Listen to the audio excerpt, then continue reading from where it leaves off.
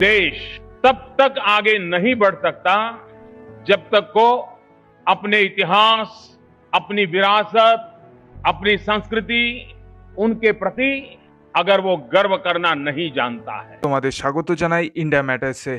এই লিস্টটা তোমরা নিশ্চয়ই দেখতে পাচ্ছ, যেখানে বলা হচ্ছে লন্ডনের সবথেকে বড়, বিশ্বের বড় মিউজিয়াম রয়েছে। এবং ইন্টারেস্টিংলি তোমরা যদি দেখো, এর সাইজের দিক থেকে তো বিশাল বড় মিউজিয়াম, এটা নিঃসন্দেহে বলা যায়। কিন্তু লোকেরা কিন্তু একে চোর বাজার বলে।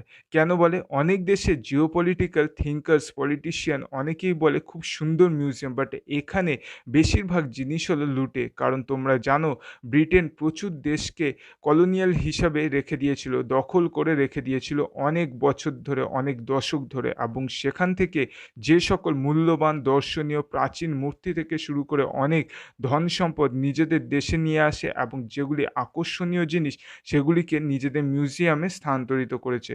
কিন্তু খুব তাড়াতাড়ি বন্ধুরা, ইন্ডিয়া এই ব্রিটিশ মিউজিয়ামকে সেকেন্ড নাম্বার মানে দ্বিতীয় স্থানে পাঠিয়ে দেবে। কারণ আমাদের ভারত সরকার সিদ্ধান্ত নিয়ে ফেলেছে যে খুব তাড়াতাড়ি দিল্লিতে তৈরি হতে চলেছে বিশ্বের সবথেকে বড় মিউজিয়াম, ইউগে ইউগেন ভারত। আর এই মিউজিয়াম 5000 বছরের পুরনো ঐতিহ্যকে সারা বিশ্বের সামনে তুলে ধরবে। এবং এই মিউজিয়ামের সাইজ হবে বন্ধুরা 1.17 লাখ স্কোয়ার মিটার, একটা বিশাল বড় মিউজিয়াম হতে চলেছে। আর এই প্রজেক্টটা কিন্তু বিশ্বের কাছে ভবিষ্যতে একটি আলোচনা কেন্দ্রবিন্দু হতে চলেছে। কারণ তোমরা যদি আগের লিস্টে যেটা তোমাদের শো করলাম সেটা তোমরা যদি দেখে থাকো, এরকম এত বড় সাইজের মিউজিয়াম কিন্তু আগে কখনো এদের সাইজের থেকে কিন্তু হয়নি। যার ফলে কিন্তু ভারতের যে এই মিউজিয়াম, জাদুঘর বলতে পারো, সেটা কিন্তু সবথেকে বড়, মানে সবথেকে মানে ধারে কাছেও আসবে না, এত বড় মিউজিয়াম হতে চলেছে। ভারত সরকার বন্ধুরা এই ইউগেন মিউজিয়ামকে নিয়ে একটি সুন্দর মডেলের ভিডিও বানিয়েছে, যেটা তোমরা একটু ধৈর্য ধরে দেখো। দেখলে পরে তোমরা বুঝতে পারবে যে কতটা সুন্দর হতে পারে একটা মিউজিয়াম, আর কতটা ডেভেলপমেন্ট করেছে আমাদের ইন্ডিয়া। আর নিজেরাও কিন্তু এক প্রকার বলতে পারো যে আমরা আমাদের সভ্যতার প্রতি কিন্তু একটুখানি হলেও গর্বিত নিশ্চয়ই বোধ করবো এই ভিডিওটা দেখে। भारत देश, जहां दुनिया की सबसे बड़ी स्टैच्यू, सबसे बड़ा स्टेडियम और 10,000 फीट ऊंचाई पर बनी विश्व की सबसे लंबी टनल है, इसी भारत देश में बनने जा रहा है विश्व का सबसे बड़ा संग्रहालय, युगे युगीन भारत राष्ट्रीय संग्रहालय। इस संग्रहालय में संकलित है हमारी युगों पुरानी गाथा।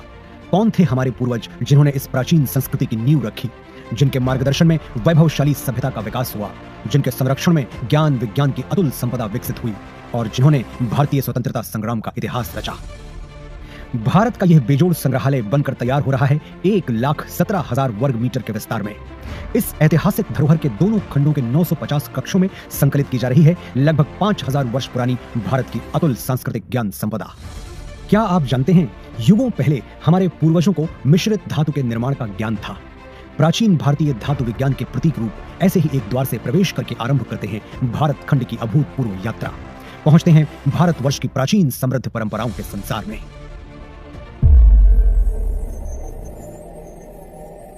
आश्चर्य होता है कि युगों पहले भारत में सुनियोजित नगर व्यवस्था विकसित हो चुकी थी। हम बात कर रहे हैं सिंधु सरस्वती सभ्यता की। क्या कभी सोचा है कि क्यों भारत में पर्वतों, समुद्रों, नदियों और पेड़ों की पूजा होती रही है? क्योंकि हजारों साल पहले भी हमारे विद्वान जानते थे कि जिन पंच तत्वों से सृष्टि का निर्माण हुआ, उन्हीं से सभी प्राणियों की रचना हुई। हजारों वर्ष पूर्व भारत की चारों दिशाओं में पीठों की स्थापना की गई थी, जिसने पूरे राष्ट्र को एक सूत्र में बांधा था। वेदों उपनिषदों में केवल आध्यात्मिक ही नहीं, राजनीतिक, सामाजिक, आर्थिक, ज्योतिष और विज्ञान जैसे सभी क्षेत्रों का ज्ञान समाहित है। यही नहीं, ऋग्वेद में त्वचा रोग विशेषज्ञ विदुषी अपाला का वर्णन मिलता है। सुश्रुत की शल्य चिकित्सा, चरक के सिद्धांत और पतंजलि के अष्टांग योग की प्रासंगिकता हैरान करने वाली है। विश्वविद्यालयों का प्रचलन भारत में 2000 वर्ष से भी पहले से था। तक्षशिला, नालंदा और विक्रमशिला जैसे अनेक विश्वविद्यालयों को पूरे विश्व में ख्याति प्राप्त थी। वैभवशाली मौर्य साम्राज्य के उत्थान और विस्तार के साथ ही यहाँ सातवाहन, पल्लव और कुषाण, गुप्त वंश का स्वर्णिम काल, राष्ट्रकूट, चालुक्य, चेर, पांड्य वंशों और कश्मीर आदि के शासकों की गौरव गाथाएं संकलित हैं। सोने की चिड़िया भारत का वैभवशाली गुप्त वंश हो या दक्षिण भारत के चोल, चेर, पांड्य वंश, सभी के व्यापारिक संबंध पश्चिम में मिस्र, ग्रीस और रोम तक फैले थे। युग परिवर्तन के साथ अब प्रवेश करते हैं मध्यकाल में, जहां राजपूतों की शौर्य गाथा के साथ सल्तनत और मुगल युग का इतिहास संकलित है। चौहान, प्रतिहार, परमार, सोलंकी, सिसोदिया और राजपूत राजाओं की केवल शौर्य गाथाएं ही प्रसिद्ध नहीं थीं, बल्कि उनके संरक्षण में कला, शिल्प, संस्कृति का भी अभूतपूर्व विकास हुआ। राजपूतों, मराठों और मुगल शासकों के ही युग में उत्तर पूर्वी भारत में अहोम शासन और दक्षिण में विजयनगर साम्राज्य का समृद्ध वास्तुशिल्प देखते हुए होयसल, यादव, मराठा शासकों का इतिहास देखते हुए अगले पड़ाव की ओर बढ़ते हैं।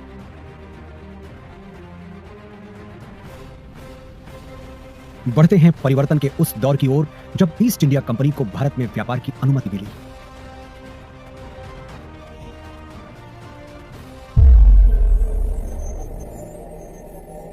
पांचवें जोन में देखिए कैसे प्लासी और बक्सर की लड़ाइयों के साथ शुरू हुआ औपनिवेशिक शासन का विस्तार।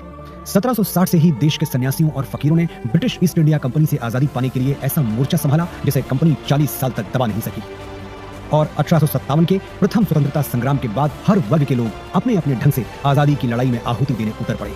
लगभग 2 शताब्दी लंबे भारत के स्वाधीनता संग्राम की कथाएं यहां संकलित हैं। वर्षों के संघर्ष के बाद भारत की आजाद हवा में स्वतंत्रता का तिरंगा लहराया। सच है कि स्वतंत्र भारत के आगे अनेक आर्थिक, सामाजिक चुनौतियां थीं। हर चुनौती को पार करने के लिए, सशक्त राष्ट्र का निर्माण करने के लिए स्वतंत्र भारत ने फिर से राष्ट्र को संप्रभु लोकतांत्रिक गणराज्य बनाया। विज्ञान और प्रौद्योगिकी में आधुनिक भारत नई ऊंचाइयां छू रहा है। नई दिशाओं में नव प्रयोगों से नए आयाम तय कर रहा है। राष्ट्र को सुरक्षित बनाने के नित नए प्रयास सतत जारी हैं। रक्षा के क्षेत्र में भी भारत आत्मनिर्भर बन रहा है। अंतरिक्ष विज्ञान में ऊंची उड़ान, दिन प्रतिदिन बढ़ता डिजिटल संसार, चिकित्सा के क्षेत्र में अद्वितीय योगदान, दिनों दिन होता आर्थिक व्यापारिक विस्तार, शिक्षा का उत्थान प्रसार इस जोन के अन्य कक्षों में क्रमशः संकलित है। आज जब हम आजादी के अमृत काल से शताब्दी वर्ष की ओर अग्रसर हो रहे हैं, भारत के अतीत की अनमोल विरासत, वर्तमान के अथक प्रयासों और भविष्य की झलकियों की कहानियां समेटे बनने जा रहा है विश्व का यह सबसे विशाल संग्रहालय, युगे युगीन भारत राष्ट्रीय संग्रहालय। আর বন্ধুরা এটা বানানো হচ্ছে এই কারণে বিগত 9 বছরে ইন্ডিয়ার যে স্ট্রেচার সেটা কিন্তু বিশ্বের কাছে এতটাই বড় হয়েছে যে আমরা ওয়েস্টার্ন কান্ট্রিজের কাছে কিন্তু এখন গিয়ে বলতে পারবো যে আমাদের যে হাজার হাজার বছরের পুরনো নিদর্শনগুলি আছে, যে স্ট্যাচুগুলো আছে আপনাদের মিউজিয়ামে অথবা আপনাদের দেশে, সেগুলি দয়া করে আমাদের ফেরত দিয়ে দিন। আর এই থেকে কিন্তু বড় কথা হচ্ছে বন্ধুরা, তোমরা দেখবে যখনই কিন্তু আমাদের প্রধানমন্ত্রী শ্রী নরেন্দ্র মোদী বা অথবা রাষ্ট্রপতি বা আমাদের কোনো ইন্ডিয়ান রিপ্রেজেন্টেটিভ যখনই কোনো দেশের কাছে যাচ্ছে, যখন দেখা করতে যাচ্ছে, তখনও কিন্তু অনেক দেশ আছে যাদের ওই ভারতের পুরনো ঐতিহ্য কিন্তু ফিরিয়ে দিচ্ছে। বাট এটা আগে যদি বলি যে 9 বছর 10 বছর আগে যদি বলি, এই জিনিসটা কিন্তু ছিল না। কারণ যদি আমরা এই 10 বছর আগে আমরা যদি ফিরে যাই, তখন যদি ইন্ডিয়া একটি দেশের কাছে গিয়ে, যদি বিশ্বের কাছে গিয়ে যদি বলতো যে আমাদের এই প্রাচীন মূর্তি ফিরিয়ে দিন, তাহলে কিন্তু সেই জায়গাটা কিন্তু আসতো না। আর সেই জায়গায় কিন্তু ওই দেশগুলিও কিন্তু রিটার্নভাবে বলে দিত, না এটা আমাদের জিনিস, আমাদের কাছে আছে, কাজেই আমাদের কাছেই থাকতে দিন। এর ফলে কিন্তু বন্ধুরা যদি আমরা দেখি যেভাবে বিভিন্ন দেশ এখনও অবধি আমাদের আগে যেরকম বললাম শ্রী নরেন্দ্র মোদীকে বলো, ইভেন ভারতীয় রিপ্রেজেন্টেটিভ যারা অন্য দেশে, তারা যেভাবে সেই দেশ যেভাবে ভারতকে সেই প্রাচীন দৈব মূর্তি বলো, যে কোনো প্রাচীন সভ্যতার কোনো জিনিস বলো যেগুলি ভারতের সাথে যুক্ত, ভারতের সাথে সম্পর্ক রয়েছে, সেগুলিকে যেভাবে ফিরিয়ে দিচ্ছে, এতে বোঝা যায় বন্ধুরা যে আমাদের দেশের ঐতিহ্যটা কত বড় এবং এখন আমাদের দেশের যে উন্নতিটা কতটা কীরকম জায়গায় গেছে, যেখানে কিন্তু তারা গিফট হিসাবে কিন্তু আমাদের ওই ঐতিহ্যপূর্ণ কয়েক দশক পুরনো এই জিনিসগুলো, প্রাচীন মূর্তি বলো, প্রাচীন সম্পদ বলো, সেগুলিকে কিন্তু ফিরিয়ে দিচ্ছে। আর বন্ধুরা এই নিয়ে নিশ্চিত যে ভবিষ্যতে কিন্তু যখন এই মিউজিয়ামটা হবে বা হতে থাকবে, তখন কিন্তু তোমরা দেখবে যে এই নিয়ে আরও অনেক নিউজ আসবে, আপডেটেড নিউজ আসবে। আর যদি বন্ধুরা কোনো আপডেটেড নিউজ আসে, তাহলে আমি তোমাদের জন্য আপডেটেড ভিডিও বানাবো। আর তোমাদের কাছে যদি এই ভিডিওটা বন্ধুরা ভালো লেগে থাকে, যদি এই ভিডিওটা দেখে একটুখানিও যদি অ্যাজ এ ইন্ডিয়ান হিসেবে প্রাউড ফিল করো, তাহলে পরে বন্ধুরা প্লিজ লাইক করো, কমেন্ট করো, শেয়ার করো, সাথে কিন্তু সাবস্ক্রাইব করতে ভুলো না। Thank you. জয় হিন্দ।